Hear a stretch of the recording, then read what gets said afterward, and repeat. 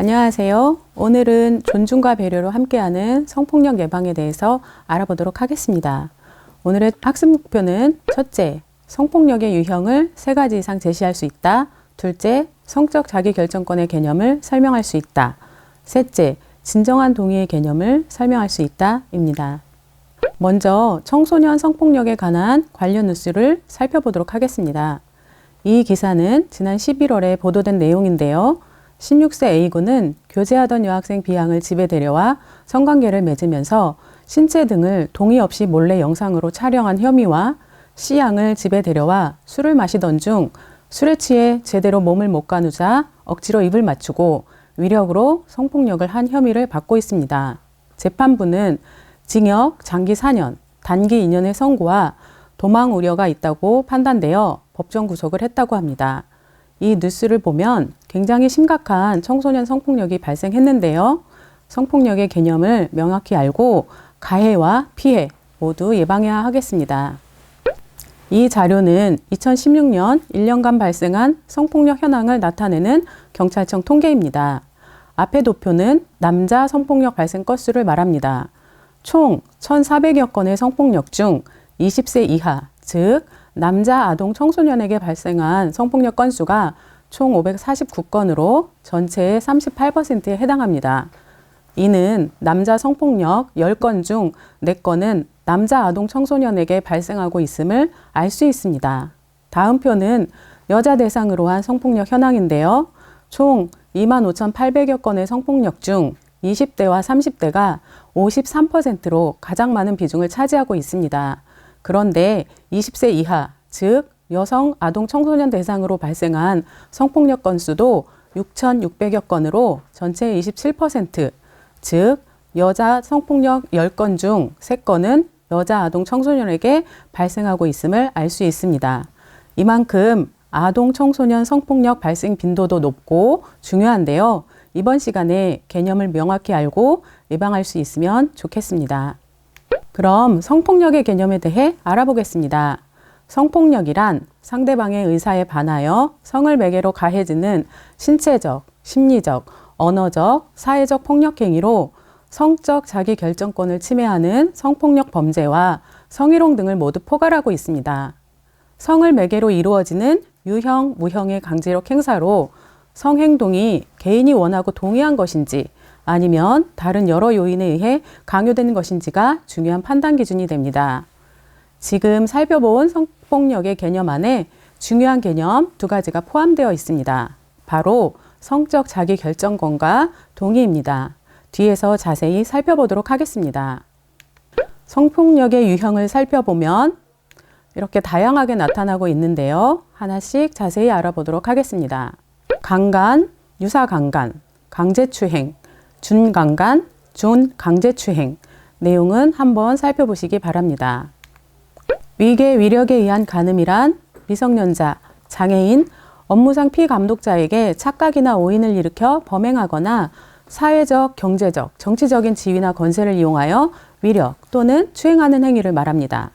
미성년자 의제강간 추행이란 13세 미만의 미성년자를 간음하거나 추행하는 행위를 말합니다. 공중밀집 장소에서의 추행이란 대중교통수단, 공연장소나 집회장소, 그 밖에 공중이 밀집하는 장소에서 사람을 추행하는 행위로 지하철, 버스 안에서 성추행을 하는 행위가 포함됩니다. 성적 목적을 위한 공공장소 침입이란 성적 욕망을 만족시킬 목적으로 공중 화장실이나 목욕탕 등 공공장소에 들어가거나 퇴거 요구를 받고도 불응하는 행위를 말합니다. 통신매체 이용 음란 행위, 즉 사이버 성폭력은 성적 욕망을 유발하거나 만족시킬 목적으로 통신매체를 통하여 그러한 말, 사진, 그림, 물건 등을 상대방에게 도달하게 하는 행위를 말합니다. 카메라 등 이용 촬영은 카메라 등을 이용하여 성적 욕망 또는 수치심이 유발 가능한 타인의 신체를 그 의사에 반하여 촬영하거나 유포하는 행위를 말합니다. 최근 N번방 사건이나 카메라 등을 이용한 불법 촬영이 증가하고 있어 관련 법률이 강화되고 있는 추세입니다. 성희롱은 다음 시간에 여러분이 자세히 배울 것입니다. 성학대는 보호하거나 양육하는 대상인 청소년에 대한 성적 가혹행위를 하는 것에 해당하고 마지막으로 성매매는 불특정인을 상대로 금품이나 그 밖의 재산상의 이익을 수수하고 성행위를 하는 경우를 말합니다. 성폭력 범죄자가 되면 어떤 처벌을 받을까요? 형법 및 성폭력 범죄의 처벌 등에 관한 특례법에 따라 징역, 벌금 등 강력한 형사처벌을 받게 됩니다. 또한 전자발찌 부착, 성범죄자 약물치료, 즉 화학적 거세를 실시하고 아동청소년 관련 기관의 취업을 제한하고 성범죄자 신상정보를 공개하는 제도가 있습니다.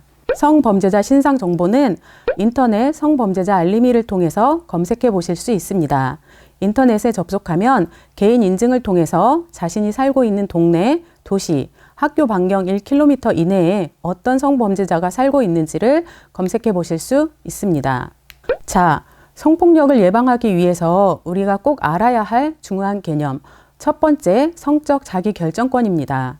성적 자기결정권이란 말 그대로 성적인 것을 자기 스스로 결정하는 것을 말합니다.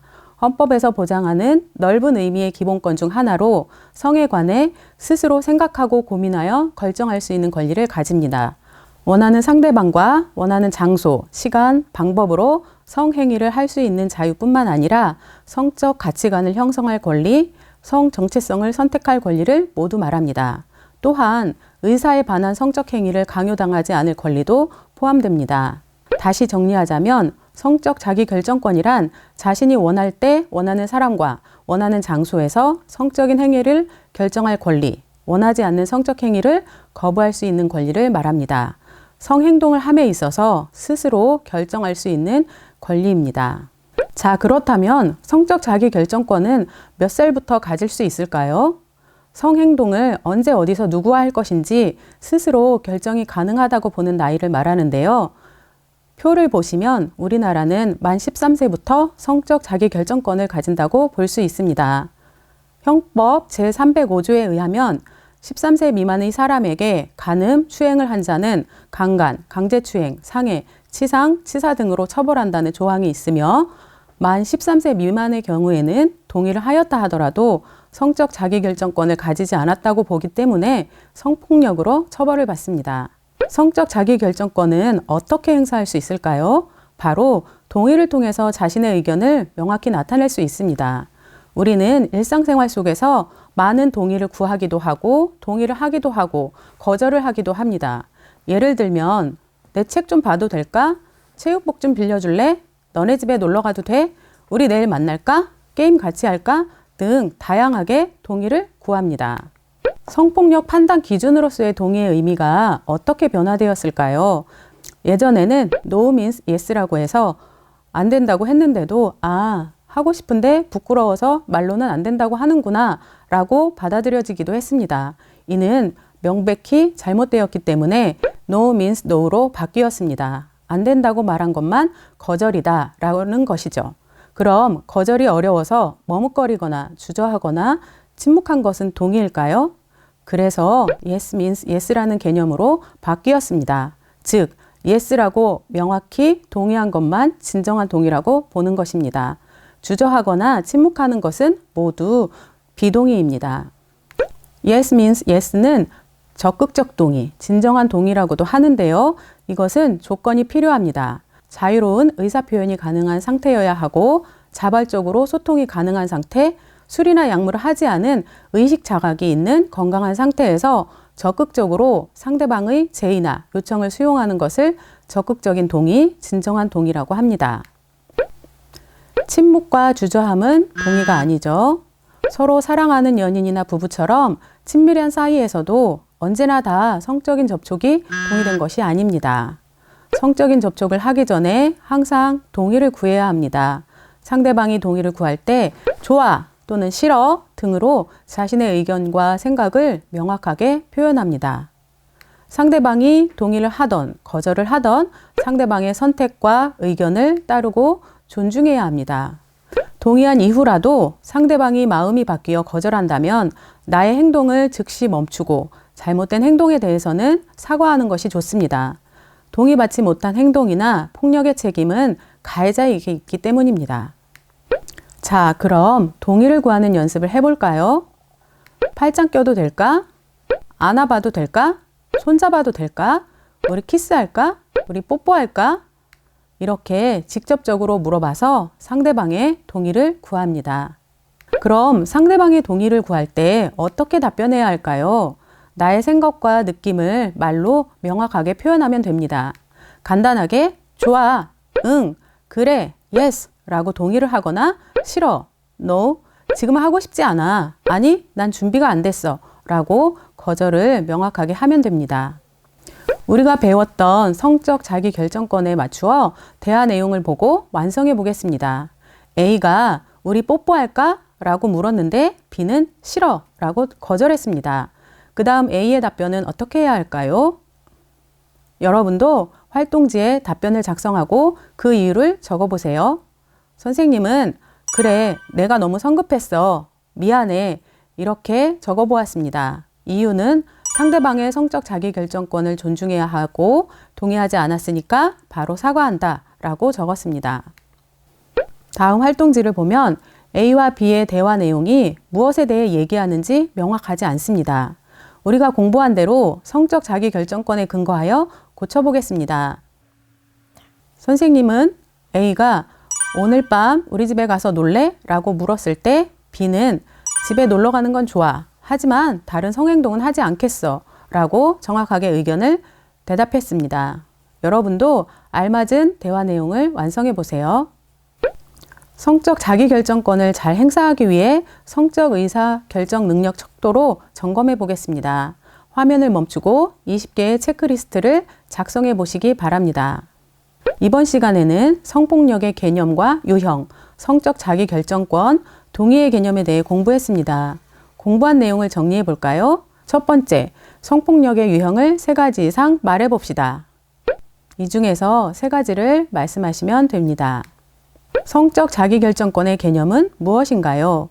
지속적으로 설명을 했는데요. 자신이 원할 때 원하는 사람과 원하는 장소에서 성적 행위를 결정할 권리와 원하지 않는 성적 행위를 거부할 수 있는 권리를 말한다고 했습니다. 즉, 성행동을 이성 친구나 다른 친구, 다른 사람의 강요에 의해서 결정하는 것이 아니라 자신이 스스로 결정하는 권리를 말합니다.